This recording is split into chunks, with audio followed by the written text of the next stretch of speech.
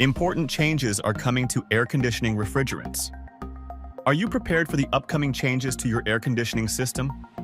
Starting January 2025, the Environmental Protection Agency, EPA, will ban the refrigerant currently used in many home cooling systems.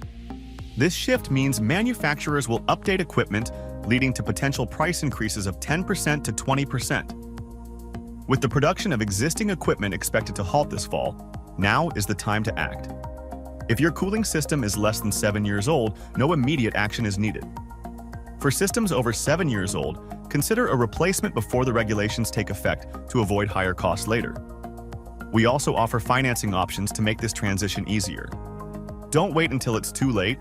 For trusted HVAC services in Jacksonville, Florida, reach out to weather engineers at 904-593-3721. If you'd like a quote on replacing your system, contact us now.